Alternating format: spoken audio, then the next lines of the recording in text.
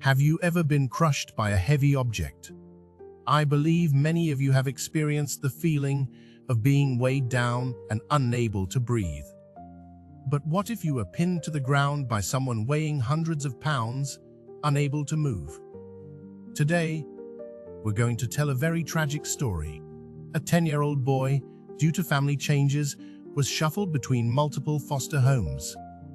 Little did he know that just as he felt happiness was about to arrive, reality would crush him like a mountain. And this time, the little boy never got up again. Ultimately, this mountain sparked huge controversy among the public due to strange accusations. Dakota Stevens was born on October 21, 2013. He was a smart, curious child with an IQ close to 130, far above the average level for his age. He loved nature and enjoyed searching for insects, snails, mushrooms, and more outdoors. Additionally, he was very interested in mechanics and science, enjoying dismantling and assembling things, demonstrating strong hands-on skills and a spirit of exploration. But fate is unpredictable. Dakota's biological father passed away in 2021 due to family changes. His mother subsequently relinquished custody of him and his sister. After that, the siblings were taken over by the Indiana Department of Child Services (DCS). The Indiana DCS is a government agency in the state responsible for child welfare and family services, dedicated to protecting children from abuse and neglect, and providing knowledge and services for family rearing. The agency also has a foster care service, which involves foster families cooperating with the agency, provided that the foster family is approved by the DCS to ensure they have sufficient qualifications to provide children with safety and care in terms of physical and emotional well-being, while also meeting the children's basic needs, including food, clothing, medical care, and education. Within a few years, Dakota had been moved between multiple foster homes. He experienced frequent relocations and environmental changes. Before this, he lived in the home of his foster father, Hertel. Under the care of his foster father, Dakota attended an elementary school in Hammond and received psychological treatment to cope with early traumatic experiences. Hertel tried twice to permanently adopt Dakota, but due to the complexity of legal and administrative procedures, he was ultimately unsuccessful. Thus, Dakota's life was filled with uncertainty and challenges. He went back and forth between multiple foster homes until the appearance of this woman. Jennifer Wilson is 48 years old and resides in Valparaiso, Indiana. She is 5 meters tall but weighs in 54 pounds. On April 25, 2024, the Porter County Sheriff's Office in Indiana received a call reporting that a 10-year-old boy had lost consciousness in his home in Valparaiso. When paramedics arrived at the scene, they found obvious bruises on the child's neck and chest, and he had no breathing or pulse. He was then rushed to the hospital, but died 2 days later.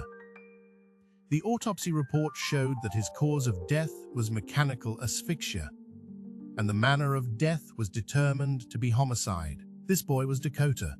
According to Wilson's confession, she pinned Dakota to the ground for misbehavior and restrained him with her body for several minutes. Police retrieved doorbell camera footage showing Wilson's body pressing on Dakota's head and neck area. The child screamed constantly in pain, but Wilson suspected he was faking his death until she noticed the child's eyelids were pale, at which point she rolled him over and began CPR. According to investigations, Dakota weighed only 41 kg, less than 1/3 of Wilson's weight. Moreover, about 30 minutes before the incident, Dakota had run to a neighbor's house seeking help, requesting the neighbor to adopt him. The neighbor stated that the child said, "They won't let me call the social worker," but the child did not show any strange symptoms at the time, so the neighbor did not take it seriously. On July 13, 2024, Wilson was arrested in Berrien County, Michigan, and extradited back to Indiana for trial. In October 2024, she pleaded guilty in court to the charge of reckless homicide. On January 17, 2025, she was sentenced to 6 years in prison, with 1 year suspended, and the remaining 5 years to be served in the Indiana Department of Correction. At the sentencing hearing, Wilson expressed remorse to the judge and admitted that her actions led to Dakota's death. She stated, "I am deeply saddened and willing to take responsibility for my actions, but I can never make up for the harm caused to this family." However, Dakota's family expressed great disappointment with the court's verdict, believing that the 6-year sentence was insufficient to reflect the seriousness of the case. They expressed their dissatisfaction with the justice system outside the court. The case also sparked widespread discussion on social media and in news reports. Many members of the public expressed anger at Wilson's sentence, considering the verdict too lenient. More than 900 people even signed a petition demanding that Wilson's charges be upgraded to more serious crimes, such as manslaughter or murder. Additionally, the role of the Indiana Department of Child Services, DCS, in the case has also been questioned. The public believes that the DCS has loopholes in screening foster families and supervision, failing to promptly detect and address potential abuse. So why was Wilson sentenced to only 6 years in prison? This is mainly because she was charged with and pleaded guilty to reckless homicide rather than a more serious charge. Under Indiana law, reckless homicide is a level 5 felony with a statutory maximum sentence of 6 years. Although Wilson's actions led to the death of 10-year-old Dakota, according to the investigation, the police lacked a clear motive for the killing, and there was no direct evidence to show that Wilson had premeditated or intended to kill. In addition, Wilson had no prior criminal record and voluntarily pleaded guilty during the trial to show remorse, so the judge ultimately sentenced her to only 6 years in prison. However, this verdict still sparked widespread public discussion about the legal system and foster care system. In particular, the public generally questioned the DCS' obvious shortcomings in reviewing the background of foster mothers and conducting regular home visits.